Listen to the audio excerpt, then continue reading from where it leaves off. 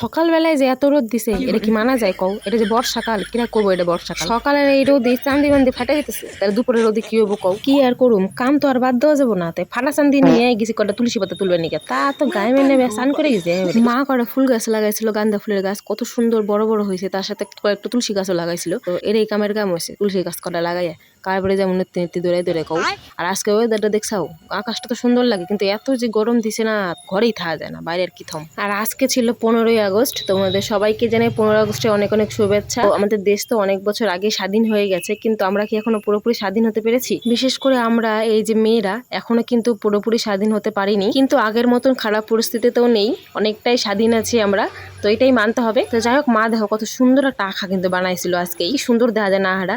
আর আমরা সকালবেলা দেখছো হাত মুখ টাত মুখ ধুয়ে আইসি নিমকি খাবে নাকি। মানুষ কি করে, ডায়েট করে, জিমে যায়। আর আমি সকালবেলা ঘুম থেকে উঠে নিমকির বয়াম নিয়ে বসে গেছি। আর এমনি থেকে মা আমার ডাক দেবে নেছে যে কি রে তুই কি খাস? আমি খাইয়ে নই, তারপরে তোমার ডাক শুনো মানে, তারপরে যা কাম আছে করবো মানে। আমার আবার লাঠিটা দিয়ে তোমরা আবার ভয় পাও, তোমাকে মারার নিয়ে লাঠিটা আনি নাই, আনছি সাপ তাড়ানোর জন্য। আর বলো না, আমি সবজি বানাচ্ছি, সবজি বলতে শশা বানাচ্ছিলাম। আর এখানে আমার সামনে উপর থেকে ঝপ করে একটা ঘর চিতি সাপ না কি বলে, সে সাপটা পড়ছে উপর থেকে। আমি প্রচন্ড ভয় পেয়ে গেছি। তবে মা আসে, লাঠি দিয়ে সাপটাকে তাড়াচ্ছিলাম। আর ওই ঘর থেকে মানে বড় ঘর থেকে পাশে একটা ঘর আছে, সেই ঘরে ঢুকে গেছে। ঢুকে যে কোথায় গেছে সেটা পরে খুঁজেই পাইনি, যেহেতু ঘর চিতি সাপ কোন কোনার মধ্যে ঢুকে গেছে। মা বললো সেরকম বিষাক্ত না, ওই জন্য অতটাও ভয় পাইনি পরে আর। তারপরে দেখো, এটা আমাদের পাউল প্রাইমারি স্কুল থেকে এই র্যালি বেরিয়েছিল সেদিন, যেহেতু 15 আগস্ট ছিল। তো 15 আগস্ট উপলক্ষে এরকম প্রতি বছর র্যালি বেরোয়। আর কত স্টুডেন্ট এসেছিল। আর এগুলো দেখে না আমার ছোটবেলার কথা খুব মনে পড়ছিল, যে আমরা এরকম বেরোতাম পতাকা নিয়ে, কত মজা হতো।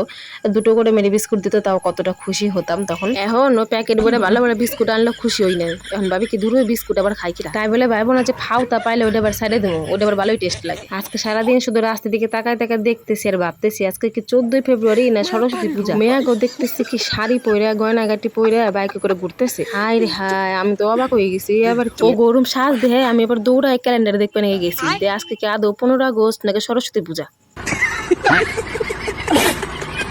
তারপরে দেখলাম কি না, আজকে তো সত্যি 15 আগস্ট। তাই আমি একটু ঘুরবার নিকে বাড়াইছি, যদিও কোনাগাল অতটাও স্বাধীন হই নাই, তাই শাড়ি পরে নাই, এমনি বাড়াইছি সিম্পল ভাবে। অল্প একটু ঘুরে টুরে তারপরে আইসি ফুচকার দোকানে, ফুচকা খামু দেয়। তা আইসা ফুচকার দোকানে কাণ্ড দেয়া হয়ে গেছে, মাথা খারাপ। এত বড় লাইন পড়ছে যে একটা ফুচকা মুহে দিতেছি, তো ওটা হজম হয়ে যেতেছে, পরের ডাবার পাইতেছি। আমি প্রথমে ফ্রিতে দিতেছে নাকি, তারপর কাছে দেখি না ফ্রিতে দিতেছে না, টাকা দিয়ে খাউন না। তো তারপরে ফুচকা টুচকা খেয়ে বাড়ি চলে এসেছি। আর এটা হচ্ছে সিম্পাথেটিক ক্লাবে রাতের বেলা অনুষ্ঠান হচ্ছিল, সেটা আমি দেখতে পারিনি, এটা পরে আমাকে ভিডিও পাঠিয়েছে। তো তোমাদের এই মিনি ব্লগটি কেমন লাগলো অবশ্যই জানাবে। দেখাবে নেক্সট কোনো ভিডিওতে। বাই।